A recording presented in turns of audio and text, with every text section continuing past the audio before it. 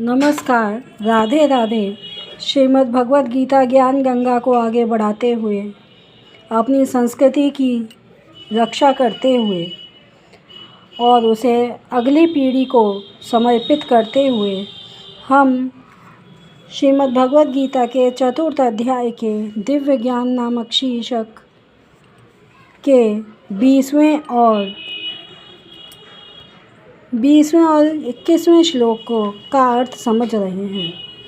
तो देखते हैं 20वां श्लोक कि त्यक्त्वा कर्मफल आसंगम नित्य तृप्तो निराशया कर्मणि अभिप्रवृत्तो अपि नैव किंचित करोति स। कि अपने कर्मफलों की सारी आसक्ति को त्याग कर, अपने कर्मफलों की संपूर्ण आसक्ति को त्याग कर सदैव संतुष्ट नित्य तृप्तो, सदैव संतुष्ट एवं स्वतंत्र रहकर,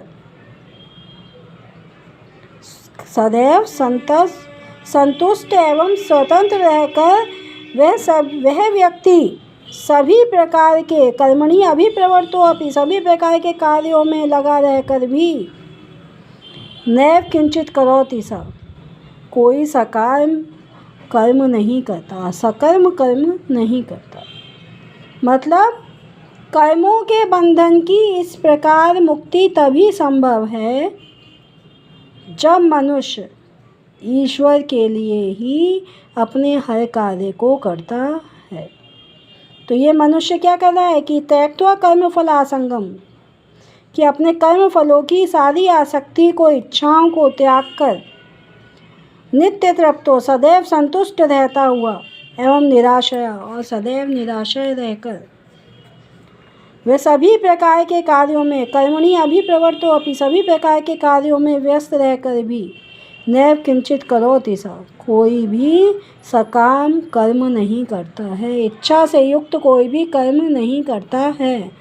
अर्थात उसे कर्म फलों के प्रति कोई आकर्षण नहीं होता है, क्योंकि वह पूर्णतया कृष्ण पर आश्रित रहता है और ना वह किसी वस्तु को प्राप्त करना चाहता है और ना ही अपनी वस्तुओं की रक्षा करना चाहता है, बल्कि वह पूर्ण सामर्थ्य से अपना कर्तव्य पालन करता है।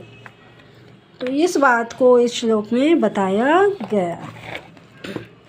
अगला श्लोक देखते हैं। 21वां श्लोक है कि निराशीर्यत चित्तात्मा त्यक्त सर्व परिग्रह शरीरम केवलम कर्म कुर्वन् आपनोति किल्बिषम्।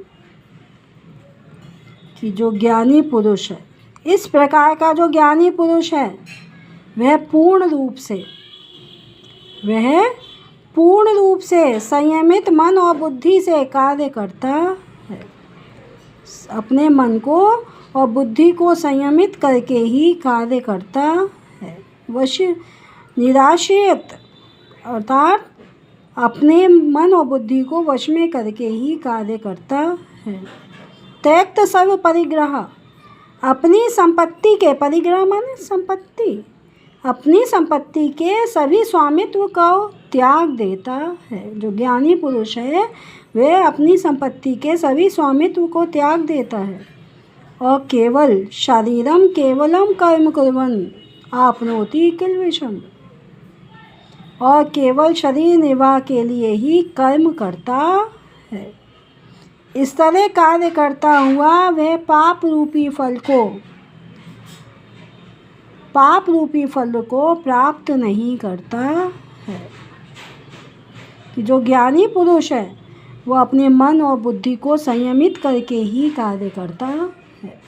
चित्त को भी और आत्मा को, अपने चित्त और आत्मा को संयमित करके, वश में करके ही कार्य करता है और अपनी वस्तुओं से अपना स्वामित्व हटा लेता है। अपनी वस्तुओं से, संपत्ति को अपने स्वामित्व को, प्रभुत्व को हटा लेता है और अपने शरीर से वह केवल कर्म करता है। शरीर निर्वाह के लिए, केवल जीवन जीने के लिए